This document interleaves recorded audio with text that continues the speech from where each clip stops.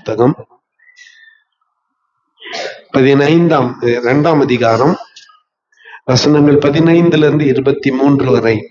ஆகாய் தீர்க்க தரிசன புத்தகம் 2ஆம் அதிகாரம் வசனங்கள் 15 23 வரை. ஆளுக்கு 4 வசனமாக 2 பேர் வாசிக்கும்படி கேட்டுக்கொள்கிறேன். ஆலயத்தை கட்டும்படி ஒரு கல்லின் மேல் ஒரு கல் வைக்கப்பட்டது முதல் நடந்ததை உங்கள் மனதிலே சிந்தித்து பாருங்கள். அந்த நாட்கள் முதல் ஒருவன் 20 மரக்காலாய் கண்ட அம்பாரத்தினிடத்தில் வந்தபோது 10 மரக்கால் மாத்திரம் இருந்தது. ஒருவன் ஆலையின் தொட்டியில் 50 குடம் உள்ள ஆலையினிடத்திலே வந்தபோது 20 குடம் மாத்திரம் இருந்தது. கருக்காயினாலும் விஷப்பணியினாலும் கல்மலையினாலும் உங்கள் கைகளின் வேலையிலெல்லாம் அடித்தேன். ஆனாலும் நீங்கள் என்னிடத்தில் மனதை திருப்பாமல் போனீர்கள் என்று கர்த்தர் சொல்லுகிறார். இப்போதும் இதற்கு முந்தின காலத்தில் நடந்ததை உங்கள் மனதிலே சிந்தித்து பாருங்கள். 9ஆம் மாதம் 24ஆம் தேதியாகிய இந்நாள் முதல் கர்த்தருடைய ஆலயத்தின் அஸ்திபாரம் போடப்பட்ட அந்நாள் வரைக்கும் சென்ற காலத்தில் நடந்ததை உங்கள் மனதிலே சிந்தித்து பாருங்கள்.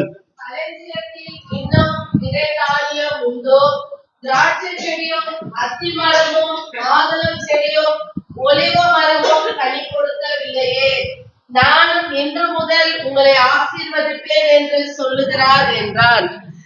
24ஆம் தேதியாகிய அந்நாளிலே கர்த்தருடைய வார்த்தை 2ஆம் விசை ஆகாய் என்பவனுக்கு உண்டாகி அவர், நீ யூதாவின் தலைவனாகிய செருபாபேலோடு சொல்ல வேண்டியது என்னவென்றால், நான் வானத்தையும் பூமியையும் அசைய பண்ணி ராஜ்யங்களின் சிங்காசனத்தை கவிழ்த்து ஜாதிகளுடைய ராஜ்யங்களின் பலத்தை அழித்து ரதத்தையும் அதில் ஏறி இருக்கிறவர்களையும் கவிழ்த்து போடுவேன்.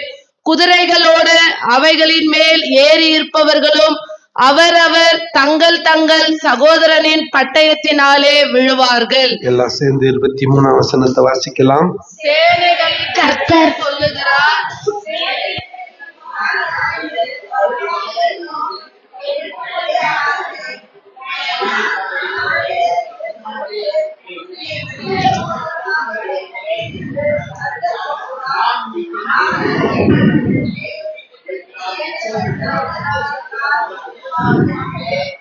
கைகளை தட்டி ஆண்டவருக்கு ஒரு காணிக்கை செலுத்தலாம். இந்த வருஷத்துக்கான வாக்குத்தத்தம், நான் இன்று முதல் உங்களை ஆசீர்வதிப்பேன். நான் இன்று முதல் உங்களை. ஆகாய் தீர்க்க தரிசன புத்தகம் 2ஆம் அதிகாரம் 19ஆம் வசனத்தின் கடைசி பகுதி. ஆகாய் தீர்க்க தரிசன புத்தகம் 2ஆம் அதிகாரம் 19ஆம் வசனத்தின் கடைசி பகுதி.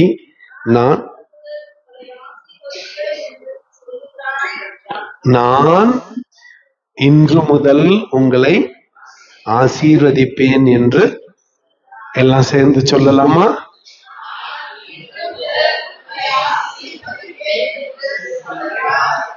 இன்னொரு முறை.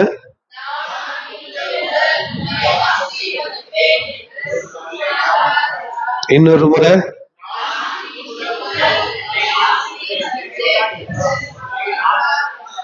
அல்லேலூயா. இது ரொம்ப ஃபேமஸ் ஆன ஒரு வசனம். அதுல இந்த கடைசி பகுதி பல கேலண்டர்ல பல மாதங்கள் என்ன வந்திருக்கும், நான் இன்று முதல் உங்களை.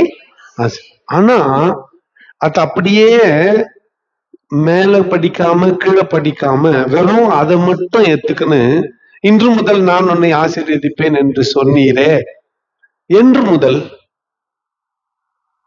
இன்று முதல் நான் உன்னை ஆசீர்வதிப்பேன் அப்படின்னு சொன்னா, என்று முதல் ஏன் இவ்வளவு நாள் இல்லாமல் இன்று முதல் கர்த்தர் உன்னை ஆசீர்வதிக்க வேண்டும்?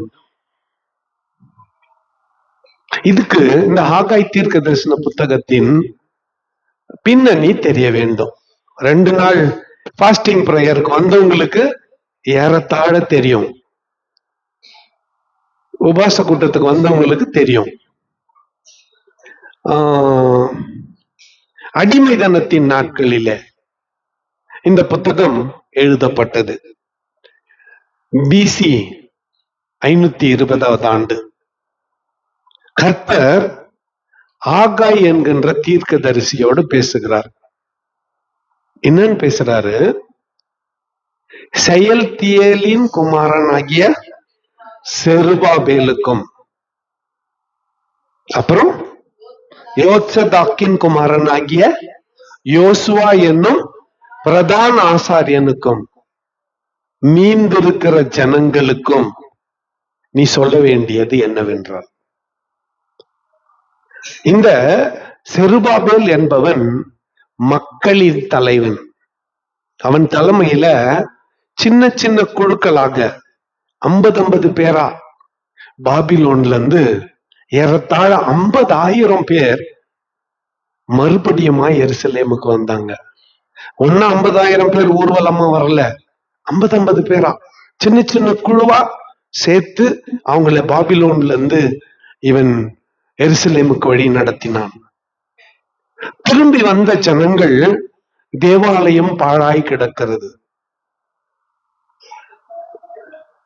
எருசலேம் மதில்கள் இடிக்கப்பட்டிருக்கிறது.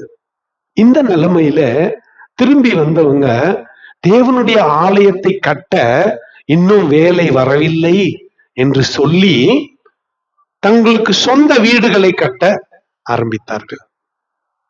இதை பார்த்த கர்த்தர் அவங்களுடைய வருமானத்தை நஷ்டமடைய செய்தார். அவங்க அதிகமாய் விதைத்தும் கொஞ்சமாய் அறுத்தார்கள். அதிகமா பிரயாசப்பட்டும் அந்த பிரயாசத்தின் பலனை அடைய முடியவில்லை.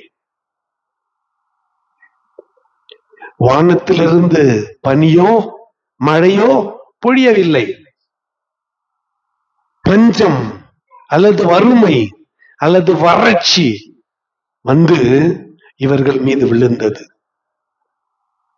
கோதுமையை அறுவடை செய்வார்கள், அம்பாரத்தை சேர்ப்பார்கள். அந்த அம்பாரத்துல 20 மூட்டை நாளைக்கு இருக்கும்னு நினைச்சிட்டு அளந்து பார்த்தா 10 தான் இருக்கும். ஆலையில எண்ணெய செக்காடி அந்த தொட்டியில எண்ணெய சேர்த்துருவாங்க. அளந்து பார்த்தா 50 குடம் இருக்கும்னு நினைச்சுன்னு அடுத்த நாள் காலையில வந்து அளந்தா 20 குடம் தான் இருக்கும். ஓடி ஓடி ஓடி ஓடி சம்பாதிப்பாங்க. பாக்கெட்ல அந்த சம்பாத்தியம் எப்படி பொத்த பையில போட்ட மாதிரி போயிடும். எவ்வளவு வருமானம் சம்பாதிச்சாலும் கையில நிக்கல. நம்மில அநேகருடைய நிலைமை இப்படிதான் இருக்கிறது. எவ்வளவு சம்பாதிச்சாலும் பத்தல.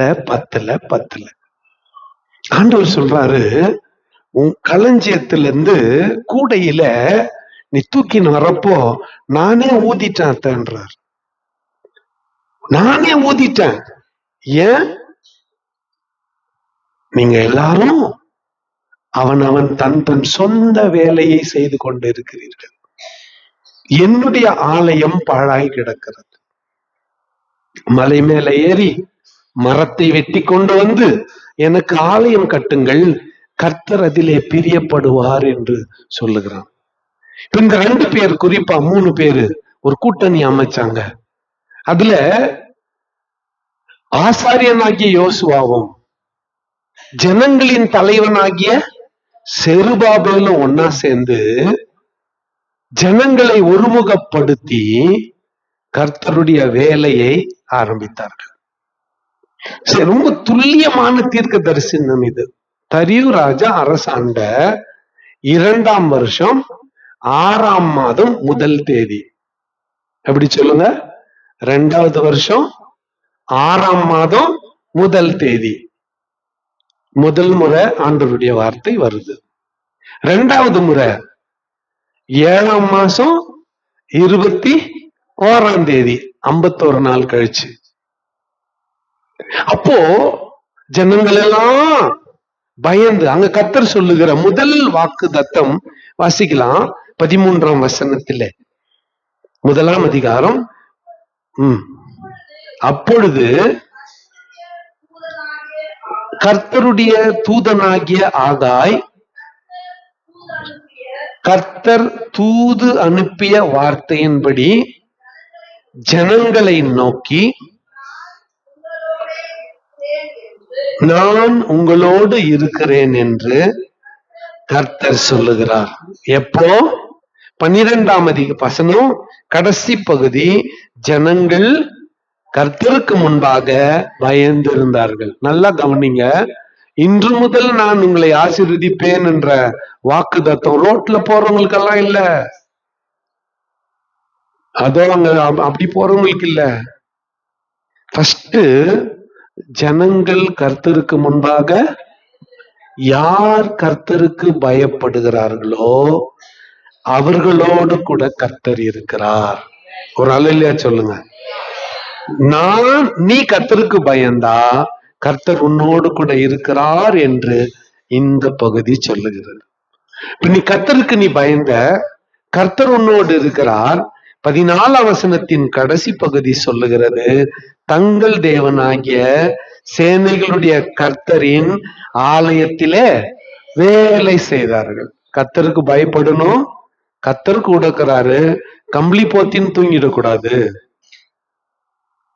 கர்த்தருக்கு பயப்படணும், கர்த்தர் கூட இருக்கிறாரு, என்ன செய்யணும்? கர்த்தருக்காக வேலை செய்யணும், தேவ ராஜ்யத்தின் வேலையை செய்யணும். சண்டே ஸ்கூல் நடத்தணும், வாலிபர் கூட்டத்துல நடத்தணும், ஃபர்ஸ்ட் சர்வீஸ்க்கு டோக்கர் அடிக்கூடாது, டைமுக்கு சர்ச்சுக்கு வரணும், 8 மணிக்கு ஆறாதுன்னா 9:45 எட்டி பார்க்க கூடாது, எட்டி பார்த்துட்டு 9:55 ஏஞ்சி போயிடுறது. என்ன நினைச்சுக்கிறீங்க? இந்த சூப்பர் பிரெயின். அதனால தான் நீங்க எல்லாம் அப்படி உக்காந்துக்கிறீங்க, நான் முன்னால நின்னுக்கிறேன். கண்ண முடின்னு யார் யார் வந்துக்கிறாங்க, யார் யார் வரலன்னு என்னால சொல்ல முடியும். 180 பேர் இருந்தா கூட கண்ண முடின்னு சொல்ல முடியும். யார் யார் எத்தனை மணிக்கு வந்தாங்கன்னு கூட சொல்ல முடியும். யாருக்கு இந்த ஆசீர்வாதம்? இன்று முதல் நான் உன்னை ஆசீர்வதிப்பேன்னு கர்த்தர் சொல்றாரு. யாருக்கு? ஃபர்ஸ்ட் கர்த்தருக்கு முன்பாக பயந்து, அப்படிப்பட்ட பயப்படுகிறவர்களோடு கர்த்தர் என்ன பண்றாரு? கூடவே இருக்கிறார். 2வது அவருடைய வேலையை செய்கிறவர். சரி, 7ஆம் மாதம் 21ஆம் தேதியில ஆகாய் தீர்க்கதரிசிக்கு மறுபடியுமாய் கர்த்தருடைய வார்த்தை வந்தது. மறுபடியுமாய் செயல்தியலின் குமாரனாகிய செருபாபேலை திடன் கொள்ள தீர்க்கதரிசியை அனுப்புகிறார். இன்னைக்கு காலையில வந்தவங்களுக்கு தெரியும், இந்த பகுதியில திருத்துவ தேவன் காணப்படுகிறார். இந்த பகுதியில எப்படி? 5ஆம் வசனத்தின் கடைசி பகுதி, என் ஆவியானவரும் உங்கள் நடுவில் நிலை கொண்டார். நல்லா கவனிங்க. ஃபர்ஸ்ட் யார் நிலை கொண்டிருப்பார்? சத்தமா சொல்லுங்க. ஆவியானவர். கர்த்தருடைய சேனைகளின் கர்த்தர். இது யாரு? பிதா. 7ஆம் வசனம் வாசிங்க.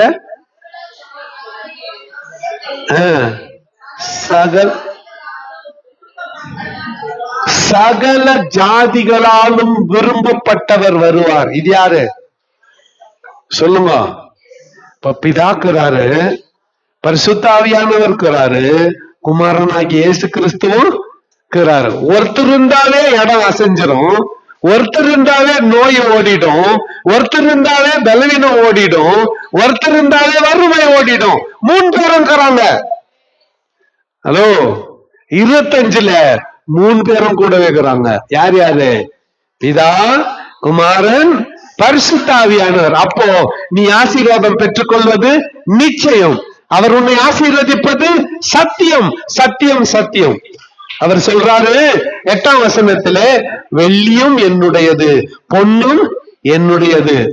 முந்தைய ஆலயத்தின் மகிமையை குறித்து ரொம்ப பேச வேண்டாம், இவ்விடத்திலே சமாதானத்தை கட்டளையிடுவேன் என்று சேனைகளின் கர்த்தர் சொல்லுகிறார். இன்னைக்கு நம்ம 2024ல ஏறத்தாழ 10 குடும்பத்துல மரணம் நம்ம சபையில. நேரடியா இல்லைன்னா கூட அந்த உறவுகள்ல அப்படி சொல்லாமா, இந்த வைடர் ஃபேமிலியில ஏறத்தாழ 10 குடும்பங்களிலே மரணம். அங்க அந்த குடும்பத்தை சேர்ந்தவர்கள் கொஞ்சம் பேர் இங்க இருக்கிறீங்க, கண்ணீரோடு இருக்கிறீங்க, வேதனையோடு இருக்கிறீங்க. ஆனா ஒண்ணு ஞாபகத்துல வச்சுக்கோங்க, பரிசுத்த ஆவியானவர் ஆறுதலின் தெய்வம், தேற்றரவாளன், உங்களை நம்மை ஆறுதல் படுத்தி சமாதானப்படுத்தி இங்கே உட்கார வைத்திருக்கிறார். இல்ல, அவருடைய ஆறுதல் கூடவே இருந்திருக்கிறது. பரிசுத்த ஆவியானவர் நம்மை ஆறுதல் படுத்தி இருக்கிறார். இப்போ 2ஆம் வருஷம் 9ஆம் மாசம் 24ஆம் தேதியிலே கர்த்தர் பேசுறார். 114 நாள் முறை பேசுனதுக்கும் இப்ப பேசுறதுக்கும் இடைப்பட்ட நாட்கள் எத்தனை? 114. 6ஆம் மாதம் 1 தேதி, 9ஆம் மாதம் 24ஆம் தேதி, இதெல்லாம் கூட்டினீங்கன்னா எத்தனை நாள்? 114 நாள். எத்தனை நாள்? 114 நாள். தேவாலயத்தின் வேலைக்காக நல்லா கவனிங்க, ஒரு கல்லின் மீது ஒரு கல்லை எடுத்து வச்ச நாளுக்கு முன்னால, ஒரு கல்லின் மேல ஒரு கல்லை எடுத்து வச்ச நாளுக்கு முன்னால ₹1,00,000 சம்பாதிச்சோம், ₹1 இல்ல சேமிப்புல. வீட்டுல 3 பேர் 4 பேர் வேலை செஞ்சோம், ஒண்ணும் நிக்கல. வறுமை, வியாதி, பலவீனம், ஹாஸ்பிட்டலுக்கே செலவு, அதிகமான பணம் ஹாஸ்பிட்டலுக்கு செலவு. பணம் போன ஒரு பக்கம், சரீரத்துல என்ன இல்ல? சுகம் இல்ல. கண்ணு சரியா தெரியல, காது சரியா கேட்கல, இடுப்பு நோவு, கால் நோவு, வலி தீர்ந்த பாடு இல்ல. இது மாறாத ஒரு பிரச்சனையா போயிருச்சு, தீர்க்க முடியாத ஒரு பிரச்சனையா போயிருச்சு,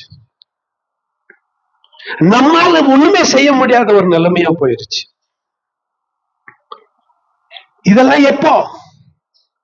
ஒரு கல்லு மேல ஒரு கல்லை எடுத்து வைக்கிறதுக்கு முன்னால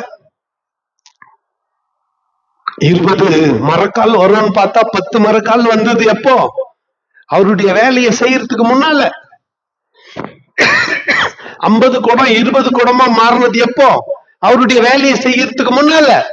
ஒரு கல்லு மேல ஒரு கல்லை எடுத்து வச்ச பிறகு, கர்த்தருடைய வேலையை ஆரம்பிச்ச பிறகு வசனம் என்ன சொல்லுது? களஞ்சியத்துல இன்னும் விதை தானியம் உண்டோ? இல்ல. களஞ்சியத்துல விதை தானியம் இல்ல. அத்தி மரமும் மாதுளஞ்செடியும் ஒலிவ மரமும் கனி கொடுக்கவில்லை. அத்தி மரமும் மாதுளஞ்செடியும் ஒலிவ மரமும் கனி கொடுக்கவில்லை. அரியர்ஸ் வரல, பென்ஷன் வரல, திங்கள் முதல் வெள்ளி வரை வேலை செஞ்ச, சனிக்கிழமை ஓனரு போன் சுவிட்ச் ஆஃப் பண்ணிட்டான்.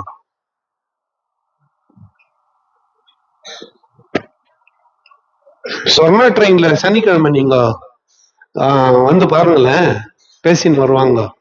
5 மணிக்கு வரலும் இருந்தான், அப்புறம் போன் சுவிட்ச் ஆஃப் பண்ணிட்டான். ஏன்னா அன்னைக்கு என்ன கொடுக்கணும்? கூலி கொடுக்கணும், சம்பளம் கொடுக்கணும். வேலை செஞ்சா கூலி இல்ல, ஃபர்ஸ்ட் வேலை இல்ல, அப்படி தப்பு தவறி வேலை செஞ்சா கூட கூலி இல்ல. சரி, கூலி கிடைச்சிச்சு, வீட்டுக்கு வரத்துக்குள்ளாலும் கொத்த பையன்.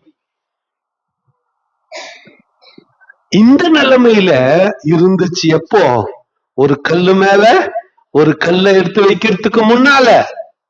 ஆனா ஒரு கல்லு மேல கல்லை எடுத்து வச்ச பிறகு, ஆண்டவருடைய வேலையை நீ செஞ்ச பிறகு, ஆண்டவருடைய கலப்பையின் மேல கைய வச்ச பிறகு, களஞ்சியத்துல தானியம் இல்ல, அத்தி மரம் கனி கொடுக்கல, திராட்சை செடி கனி கொடுக்கல. அந்த கவலையெல்லாம் உனக்கு வேணாம், நான் இன்று முதல் உன்னை ஆசீர்வதிப்பேன், கர்த்தர் சொல்றாரு. என்ன கது? அதை பத்தி எல்லாம் உனக்கு கவலை வேணாம். இப்ப நானு உன்னை ஆசீர்வதிக்க தீர்மானிச்சுட்டா அப்படியே எங்க கட்டு அடிக்கணுமா? அடிக்க வச்சுட்டு எடுத்து கொடுக்கணுமா? இல்லையே. உனக்கு கண்ணுல காமிச்சிட்டு தான் உன்னை ஆசீர்வதிக்கணும்னு அவசியம் இல்ல. மூட்டையா எடுத்து நிக்க வச்சுன்னு அவசியம் இல்ல. அது இல்லைனாலும் பரவாயில்ல, களஞ்சியத்துல தானியம் இல்லைனாலும் பரவாயில்ல, தொட்டியில எண்ணெய் இல்லைனாலும் பரவாயில்ல, மாப்பிசுற தொட்டில மாவு இல்லைனாலும் பரவாயில்ல, தேங்காய் இல்லைன்னா பரவாயில்ல, பேஸ்ட் இல்லைன்னா பரவாயில்ல, அரிசி பருப்பு டப்பாலாம் காலியா சத்தம் போட்டா பரவாயில்ல. எனக்கு பிடிக்காத ஒரு சத்தம் கரண்டில டெக்ஸாவை சுரண்டுறது. கரண்டில டெக்ஸாவை சுரண்டுற சத்தம் எனக்கு பிடிக்கவே பிடிக்காது. அப்படி இருந்தா என் தட்டுல 1/4 பாகத்தை சாப்பிட்டுட்டு 3/4 பாகத்தை வச்சிருவேன். ஏன்னா சொரன்ன ஆளுக்கு அங்க ஒண்ணும் இருக்காது. அப்படியே நல்லா லுங்கி எல்லாம் லூஸ் பண்ணிக்கின்னு எல்லாத்தையும் மலையாட்டம் கொட்டிக்கின்னு சென்டர்ல ரவுண்டா இந்த சிமெண்ட் கலக்குறப்போ பள்ளம் எடுத்துட்டு குழம்பு ஊத்தி அடிக்கிறாங்க. அப்படி ஆள் இல்லை. நம்ம தட்டுல வந்ததை வச்சுக்கின்னு அங்க உள்ள எவ்வளவு இருக்குதுன்னு தெரியும் நமக்கு. புரிஞ்சுச்சா? ஆண்டவர் சொல்றாரு, உனக்கு அந்த கவலை எல்லாம் வேணாம். மாவு பிசிறு தொட்டில மாவு இல்ல, எண்ணெய் குடத்துல எண்ணெய் இல்ல, பருப்பு இல்ல, இந்த கவலை எல்லாம் உனக்கு வேணாம். ஒன்னே ஒண்ணு, என் வேலையை, தேவராஜ்யத்தின் வேலையை நீ செஞ்சானா இன்று முதல் நான் உன்னை ஆசீர்வதிப்பேன். இன்று முதல் நான் உன்னை ஆசீர்வதிப்பேன். யார் சொல்றது? கர்த்தர் சொல்றான். இப்போ ஒரு சின்ன கம்பாரிசன், இது சொல்றதுல சிலர் கோச்சுக்குவீங்க. சாலமோன் தேவாலயம் கட்டினான். அவங்க அப்பா எல்லாத்தையும் சேர்த்து வச்சிட்டாரு. ஒண்ணுக்குமே சாலமோன் கஷ்டப்பட வேண்டிய அவசியம் இல்ல. லாரி லோடா கோல்டு, லாரி லோடுல வெள்ளி. சாலமன் காலத்துல வெள்ளி உதவாத பொருள், வேஸ்ட். அது வெள்ளி மதிப்பில்லை. தேவையான விலையேற பெற்ற கற்கள், ஆரோனுடைய பிரஸ்ட் பிளேட்ல பதிச்ச அந்த கற்கள், பட்டு, ஆரோனுக்கு தைச்சு போட்ட அந்த ட்ரெஸ், யூனிஃபார்ம் எல்லாம் விலை உயர்ந்த காஸ்ட்லி பட்டு. இது எதுக்குமே சாலமோன் கவலைப்பட வேண்டியது இல்ல. எல்லாத்தையும் தாவீதே சம்பாரிச்சு வச்சுட்டாரு. 3 லட்சம் வேலைக்காரர்களை சம்பாரிச்சாரு. 60,000 பேரு அவங்களுக்கு ஒரு வேலையும் தெரியாது. தண்ணி தூக்கி ஊத்துவாங்க. பள்ளத்தாக்குல தண்ணி இருக்கும், மலை மேல கோயில் கட்டுறாங்க. தண்ணி வேணுமே, எங்க தூக்கின்னு வரணும்? பள்ளத்தாக்குல இருந்து நீரூற்றுல இருந்து தண்ணி தூக்கின்னு வந்து மலை மேல கொடுக்கணும். தண்ணி மொண்டு ஊத்துறதுக்கு 60,000 பேர். சிலருக்கு வெறும் ரீப்பர் வேலை, மர வேலை தான் செய்ய தெரியும். அவன் என்ன பண்ணான், அந்த ராஜா மரத்தை வெட்டி அங்க மேல ஆத்துல போட்டான். மரத்தை வெட்டி எங்க போட்டான்?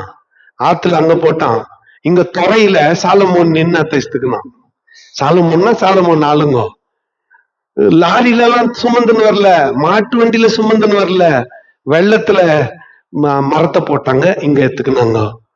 அந்த மர வேலை செய்யறதுக்கு 60,000 பேர், பொற்கொள்ளர்கள் 60,000 பேர். இந்த தூண் செய்யறதுக்கு தகட்ட செஞ்சு அப்படி 3 லட்சம் வேலைக்காரங்க. இதெல்லாத்தையும் தாவீது சம்பாரிச்சு வச்சான். இந்த 3 லட்சம் வேலைக்காருக்கு சாப்பாடு வேணும் இல்ல? ஒருத்தன் 60,000 கலம் எண்ணெயை குத்தான் வருஷத்துக்கு, இன்னொருத்தன் 60,000 கலம் திராட்சை ரசத்தை குத்தான் வருஷத்துக்கு, இன்னொருத்தன் 60,000 கலம் கோதுமையை குத்தான் வருஷத்துக்கு. இப்ப இவ்வளவு பேருக்கும் சாப்பாட்டுக்கு வேற ஒருத்தன் குத்தான். சாலமோன் ஒன்னும் செய்ய வேண்டியது இல்ல. 1000 பொண்டாட்டி கட்டி ஒரு நாளைக்கு ஒரு 10 துணி போட்டுக்குன்னு சென்டெல்லாம் வச்சுக்கின்னு ஜாலியா இருக்கிறதா அவருக்கு வேலை. இது சாலமோன். ஆனா இங்க ஒருத்தன் செருபாபேல் ஒண்ணுமே இல்லை. பாபிலோன்ல தப்பிச்சு வந்துக்கிறாங்க. 1 கிராம் கோல்டு கூட இல்ல, கையில ஒண்ணுமே இல்ல, வெறும் கையா வந்துக்கிறான். ஆண்டவர் சொன்னாரு, என் வேலைய செய்யணும். வெறும் கையில வேலைய ஆரம்பிச்சான். இப்ப சாலமோன் ஒரு பக்கம், இன்னொரு பக்கம் 2 பேரும் கோயில தான் கட்டினானுங்க. ஒருத்தன் தன் தகப்பனின் நிறைவில் இருந்து கட்டினான், இன்னொருத்தன் ஒண்ணுமில்லாத நிலைமையில இருந்து கட்டினான். மேல இருந்து கர்த்தர் பார்த்தாரு, 2 பேருக்கும் சமமா கொடுப்பாரா? சொல்லுங்க, கொடுக்க மாட்டாரு. அவர் பார்த்தாரு. 23ஆம் வசனத்தை வாசிக்கலாம். சேனைகளின் கர்த்தர் சொல்லுகிறார், செயல்தியலின் குமாரனாகிய செருபாபேல் என்னும் என் ஊழியக்காரனே, உன்னை நான் அந்நாளிலே சேர்த்து கொண்டு உன்னை முத்திரை மோதிரமாக வைப்பேன் என்று கர்த்தர் சொல்லுகிறார். நான் உன்னை தெரிந்து கொண்டேன் என்று சேனைகளின் கர்த்தர் உரைக்கிறார் என்று சொல் என்று கர்த்தர் சொல்லுகிறார். அருமையான ஆண்டுடைய பிள்ளைகளே, நல்லா கேளுங்க. ஒருவேளை வறுமையில நீ இருக்கலாம், கடன் பிரச்சனையில நீ இருக்கலாம், வசதி இல்லாமல் இருக்கலாம், செல்வாக்கு இல்லாமல் இருக்கலாம். அந்த நிலைமையில நீ கர்த்தருடைய ராஜ்யத்தை கட்டுகிற வேலையை செஞ்சா கர்த்தர் உன்னை முத்திரை மோதிரமாய் வைப்பார். கர்த்தர் உன்னை என்ன வைக்குவாரு? சத்தமா சொல்லுங்க.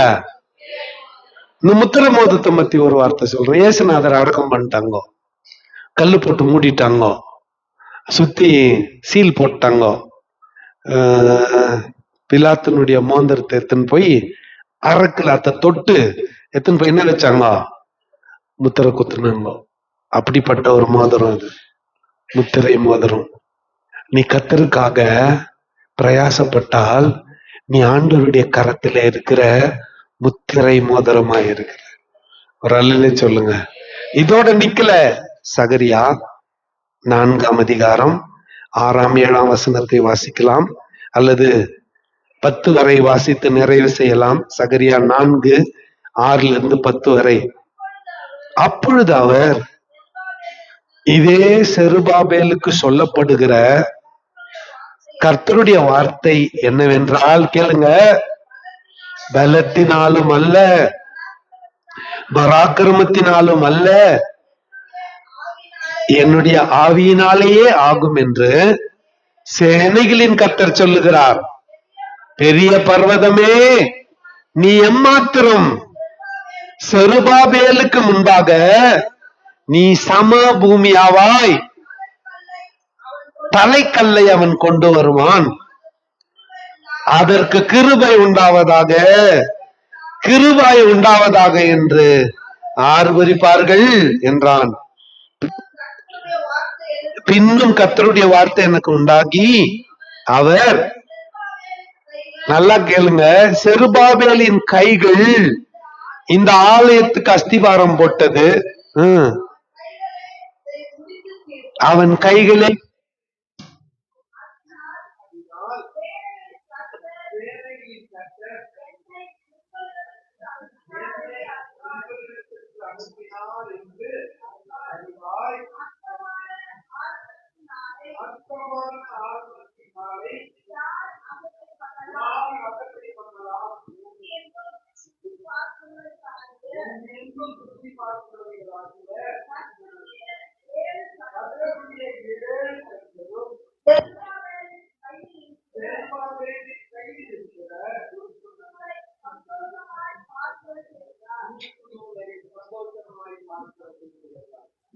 இப்போ இந்த 2025 உங்க பேரை, செருபாபேல் பேரை எடுத்துட்டு உங்க பேரை போட்டுக்குங்க. ஒரு அல்ல இல்லையா? இப்படி சொன்னா கூட சந்தோஷம் இல்லையா? பலத்தினாலும் அல்ல, பராக்கிரமத்தினாலும் அல்ல, என்னுடைய ஆவியினாலே எல்லாம் ஆகும் என்று. யாருக்கு? யாருக்கு? ஒரு கல்லு மேல கர்த்தருடைய ஆலயத்து பணியை செஞ்சவங்களுக்கு, சண்டே ஸ்கூல் டீச்சருங்களுக்கு, வீடு சந்திக்கிற தாய்மார்களுக்கு, செல் மீட்டிங் நடத்துறவங்களுக்கு, சர்ச் பெருக்கி பாயெல்லாம் உதிரி போடுறவங்களுக்கு, சாப்பிட்டா தட்டை கழுவாம போறவங்களுக்கு இல்ல, கழுவி வச்சுட்டு போறவங்களுக்கு. பலத்தினாலும் அல்ல, பராக்கிரமத்தினாலும் அல்ல. அடுத்து, பெரிய பர்வதமே நீ எம்மாத்திரம் செருபாபேலுக்கு முன்பதாக சமபூமியாவாய். அது மாத்திரம் இல்ல, செருபாபேலின் கைகள் இந்த வேலைக்கு அஸ்திரிபாரம் போட்டது. அவன் கைகளே இதை முடித்து தீர்க்கும். அற்பமான ஆரம்பத்தை யார் அசட்டை பண்ணலாம்? வேற என்ன ஆசீர்வாதம் வேண்டும்? வேற என்ன ஆசீர்வாதம் வேண்டும்? இப்படி கர்த்தருடைய பணிக்காக தங்கள் கைகளை நீட்டுகிறவர்களை இன்று முதல் நான் உன்னை ஆசீர்வதி. இன்று முதல் நான் உன்னை ஆசீர்வதி. இப்ப நீ யார் இன்னைக்கு? செருபாபேல். நீ யார் இன்னைக்கு? உனக்கு கிடைக்கிற வாக்குத்தத்தம் என்ன? இன்று முதல் நான் உன்னை பெரிய பர்வதமே. ஆண்டவர் சொல்றாரு, நீ செருபாபேல். நீ யாரு? செருபாபேல். இப்போ யார சொல்லிட்டேன் நானு? ஐசியூக்கு போயிட்டு வந்தவங்க யாருன்னா கை தூக்குங்க. ஆயாவா? ஆயா ரொம்ப ஸ்ட்ராங் ஆகுதுவா? நம்ம கோகிலா சிஸ்டர் நினைச்சுக்கோங்களேன். கோகிலா சிஸ்டர் மூச்சுங்கிறாங்களா தூங்கினுக்கிறாங்களா? கேளு, தூங்கிட்டு இருக்கிறாங்க. டயர்ட் ரொம்ப. ஓகே, அவங்க 6 வருஷத்துக்கு முன்னால கேன்சர் நோய். அவங்களுக்கு பெரிய பர்வதம் எது? கேன்சர். அவங்களுக்கு பெரிய பர்வதம் எது? இப்ப அவங்க பேர் என்ன? அந்த கேன்சர் அவங்களுக்கு முன்னால என்ன ஆயிடும்? பிளாட் ஆயிடும். இப்ப உன் பிரச்சனை என்ன? உன் பிரச்சனை என்ன? அது உனக்கு மலை. Your problem is your mountain which is opposing you. உன் பிரச்சனை தான் உன்னை எதிர்த்து கொண்டிருக்கிற மலை. அந்த மலையை பார்த்து கர்த்தர் சொல்றாரு, நீ எம்மாத்திரம் செருபாபேலுக்கு முன்னால, என் மகனுக்கு முன்னால, என் மகளுக்கு முன்னால நீ என்ன சமபூமியாவாய். உன்னால ஒண்ணும் பண்ண முடியாது. கொண்டு வந்து நிறுத்தினா இருப்பார் செல்வியை. இன்னைக்கு சாட்சியா செல்வி அசோகனை கொண்டு வந்து நிறுத்தினா இருப்பாரு. எப்ப கேட்டாலும் பிள்ளைங்க அம்மா சிக்கு ஐசியூல இருக்கிறாங்க, பெங்களூர் ஹாஸ்பிட்டல் இருக்கிறாங்க. நல்லா இருந்தாங்க, திடீர்னு ஹாஸ்பிட்டலுக்கு போயிட்டாங்க. சொல்லுவாங்க, ரொம்ப வேதனையா இருக்கும். ஆனா அந்த பெரிய பர்வதம், அந்த வியாதி, அந்த நோய் அந்த அம்மாக்கு முன்னால இன்னைக்கு என்ன ஆயிடுச்சு? சமபூமி ஆயிடுச்சு. ஹல்லேலூயா. இன்னைக்கு ஒருவேளை உன் குடும்பத்துல வறுமை பெரிய பர்வதமா இருக்கலாம். இந்த வருஷம் அது உனக்கு சமபூமியா மாறிடும். பெரிய பர்வதமே நீ மாத்திரம் என் பிள்ளைக்கு முன்னால என்ன சமபூமி ஆவாய். அற்பமான ஆரம்பத்தை யாரும் என்ன பண்ணாதீங்க, அசட்டை பண்ணாதீங்க. இன்று முதல் நான் உன்னை ஆசீர்வதிப்பேன். அடுத்த வருஷம் இந்த இந்த இரவு கூடும் பொழுது வந்து சாட்சி சொல்லணும், கர்த்தர் என்னை ஆசீர்வதிச்சார், என்னை விடுதலை ஆக்கினார், எனக்கு நன்மை செய்தார், எனக்கு உதவி செய்தார், என்னை சுகப்படுத்தினார், என்னை காப்பாற்றினார் என்று சாட்சி சொல்லணும். சொல்லும்படியாய் கர்த்தர் நம்மை எழுப்புவார். ஹல்லேலூயா. பெரிய பர்வதமே நீ எம்மாத்திரம் செருபாபேலுக்கு முன்பதாக சமபூமியாவாய். அவன் கைகள் இந்த வேலையை ஆரம்பித்தது, அவனுடைய கைகளே செய்து முடிக்கும். ஆகவே இன்று முதல் நான் உன்னை ஆசீர்வதிப்பேன் என்பது நிபந்தனைகளுக்கு உட்பட்ட வாக்குத்தத்தம். Conditional blessing. ரோட்ல போறவங்களுக்கு இல்ல, அதோ அப்படி போயின்னுக்கிறவங்களுக்கு இல்ல. யாருக்கு? கர்த்தருக்கு பயந்து அவருடைய வழிகளிலே நடந்து அவருடைய வேலையை செய்கிறவர்களுக்கு இன்று முதல் நான் உன்னை ஆசீர்வதிப்பேன். கர்த்தர் சொல்லுகிறார். இந்த வருஷம் ஃபுல்லா சொல்லிக்கிட்டே இருங்க, இன்று முதல் நான் உன்னை ஆசீர்வதிப்பேன்னு சொன்னீங்களே, இன்னைக்கு என்ன பண்ணுங்க? ஆசீர்வதிங்கன்னு சொல்லிக்கிட்டே இருங்க. வருஷம் முழுக்க ஆகார குறைவு இல்லாமல், வஸ்திர குறைவு இல்லாமல் கர்த்தர் உங்களை வழி நடத்துவார். மாப்பிசர தொட்டி, எண்ணெய் குடம், போகையிலும் வருகையிலும் முன்னும் பின்னுமாய் கர்த்தர் துணை இருந்து நம்மை ஆசீர்வதித்து நடத்துவார். ஒரு அல்லேலூயா சொல்லுங்க. ஜாதிகளுக்கு கடன் கொடுப்பாய், நீயோ கடன் வாங்க மாட்டாய். பட்டணத்திலும் ஆசீர்வதிக்கப்பட்டிருப்பாய், வெளியிலும் ஆசீர்வதிக்கப்படும். உன் வழிகளில் எல்லாம் உன்னை காக்கும்படி உனக்காக தம்முடைய தூதர்களுக்கு கட்டளையிடுவார். உன் பாதம் கல்லில் இடராதபடிக்கு அவர்கள் உன்னை தங்கள் கைகளில் ஏந்தி கொண்டு போவார்கள்.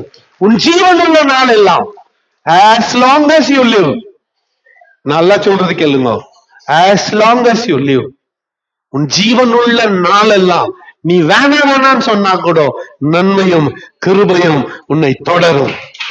நன்மையும் கிருபையும் உன்னை தொடரும். உயிருள்ள வரையில நன்மையும் கிருபையும் உன்னை தொடரும். இனி உனக்கு அடிமைப்பட்ட வாழ்க்கை இல்லை. இனி உனக்கு வறுமையின் வாழ்க்கை இல்லை. இனி உனக்கு பற்றாக்குறையின் வாழ்க்கை இல்லை. abundance, a life of abundance, வழிந்தோடுகிற ஆசீர்வாதத்தினால் கர்த்தர் ஒவ்வொரு குடும்பத்தையும் ஆசீர்வதிப்பாராக.